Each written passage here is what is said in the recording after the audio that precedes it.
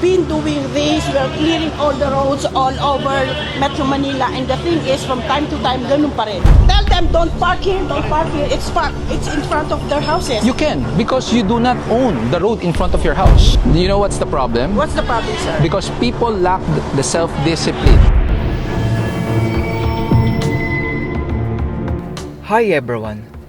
May Ingleserang ginang na nakasanayan ng gawing garahe ang kalsada at inaakalang tama dahil matagal na niya itong ginagawa. Sa video na ito ay panoorin natin ang talino ni Sir Gabriel Go sa ginang na pa-English pa kahit alam naman niyang mali siya. Panoorin natin ang video na ito.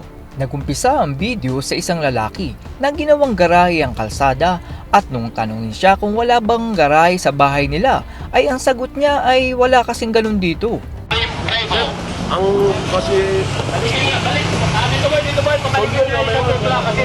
baka pwede siya magpapaano sana ako.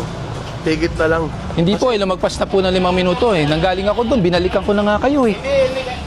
Masyado matagal na po ang tagal ng hinihintay. Sir, pwedeng tigitan na lang ako kasi Hindi po.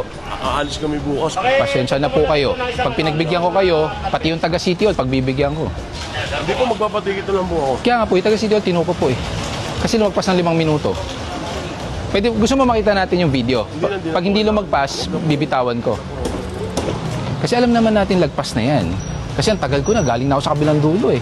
Hindi sir, kasi Wala ba kayong garahe? wala ako kasing dito. Ang problema natin, ang complaint nyo galing 8888. Ibig sabihin po nun, galing Presidential Complaint Hotline. Cooperate na lang po tayo. Kung ayaw nyo po, kung ayaw nyo ibigay yung susi para may angat natin yan, pwede ko pa palitan ng tow truck, flatbed. Pakialis nyo, pakuha nyo na rin yan.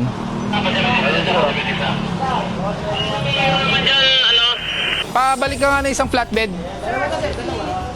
Magandang aral naman ang sinabi ni Sir Gabriel Go na pwedeng makuha ang sasakyang the moment na dumating agad ito sa impounding area.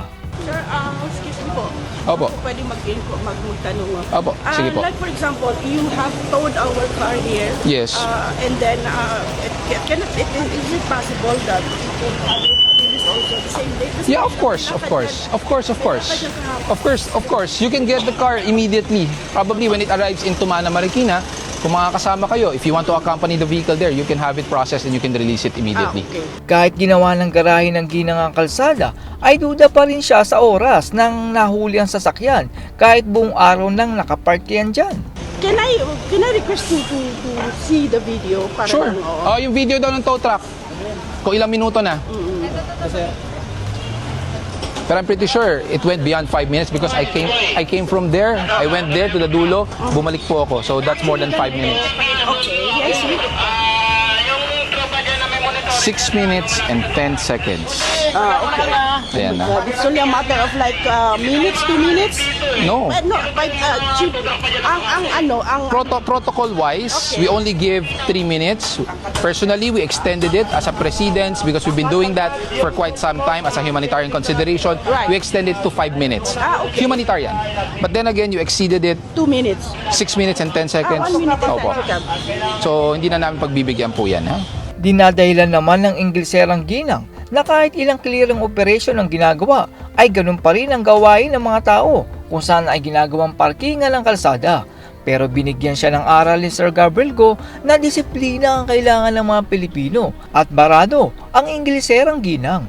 Saka the fact na your street is a two-way zone, paano po dadaan ng kotse kung may nakapark doon?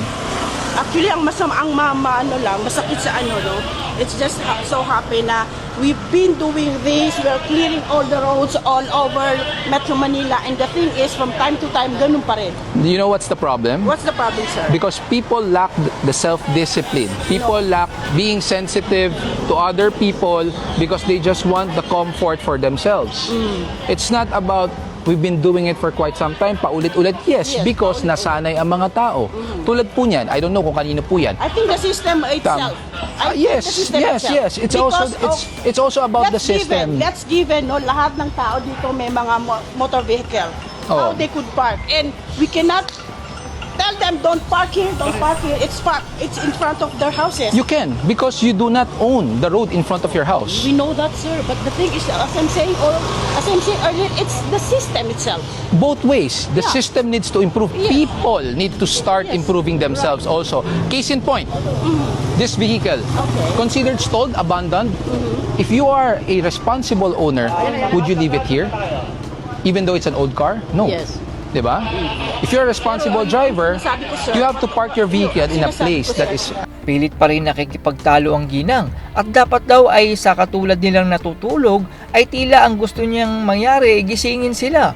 Pero hindi naman po garahe ang kalsada at hindi niyo po ito dapat hinaharangan. ano. I think yung 5 minutes natin, yung 3 minutes plus additional 2 minutes for humanitarian cause, I think you have to, like for example, kami po nandyan, natutulog lang. Kung ako po ang masusunod, Oo. I would not give any 5 minutes consideration already. As long as you're illegally parked, we issue a ticket, the driver does not come out, we will tow the vehicle. Same case. Are these doing all the streets here? Yes, kung saan po ang mga Lahat po? complaints, yes. Oo, lahat ng ano. Pwede nyo rin i-complain yung kabilang street if you want. Kasi- so, walang complaint doon. Sa ngayon, wala. So, pwede sila mag-park doon. If approve ang So, yun ordinance. yung sinasabi natin. Yun ang sinasabi ko. I have to explain it to you also Yes. because you have the misconception that all streets are allowed to park because it's public use. But then again, there is what we call a city ordinance that is being approved by the city council if they will allow a one-side parking or whatever parking scheme. So then again, this road specifically does not have any parking ordinance. For one reason, it's because this is a two-way street. So technically, two-way papunta doon, one-way papunta doon, one-way palabas dito. If there are vehicles parked on either side of the road, how will it become a two-way? Diba? People have to be more considerate also of other people. Sa huli ay naintindihan na ng ginang na mali sila at pupunta na lang daw sila sa impounding area para makuha ang sasakyan. Let's move doon sa ating... Sige po, paano Pwede nilang... nang paalisin para masundan namin. Opo, ayaw po ibigay susi kasi papapalit ako ng tow truck. Pabigay na po kasi para hindi tayo tumagal. Para masundan mo. Para pwede niyang sundan. Pwede. Magmamaneho, sir? Ay hindi po, nakatow po yan, nakaangat po yan. So saan ang diretso niya, sir? Tumana Marikina. Tumana. And then from Tumana, anong gagawin You just have to present your ORCR, Okay. your driver's license, Okay. pay your penalty, then off you go. So far, yung penalty I cannot natin. give you the actual estimate because there's what we call a kilometer. So initially Kilometer there's from here? yes. First Going four to Tumana. Tumana. Yes, first 4 kilometers is about 1,500. Then there's a succeeding for every kilometer. At yan po ang talino ni Sir Gabriel Go sa pagpapaliwanag sa mga kababayan natin na hindi maintindihan na mali na gawing garahe ang kalsada. Sa ating mga kababayan ay sana po ay bago kayo bumili ng sasakyan ay may nakaabang na kayong garahe. Mali po na porket tapat nyo ay garahe nyo. Ang kalsada ay daanan ng lahat at hindi garahe ng inyong mga kotse. Ito ay dahil nakasanayan ng ating mga kababayan na walang naninita sa kanila. Dahil ang mga barangay na dapat nagpapatupad ng batas ay tila bulag at walang boses. Dahil kung pagbabawalan nga naman nila ang pagparking sa kalsada ay paniguradong sa eleksyon ay walang boboto sa kanila. Hindi naman masamang magkaroon ng kotse pero sana ay unahin nyo ang garahe. That's all everyone. Salamat sa inyong panonood. This is Chuck and you're watching Biker Drone.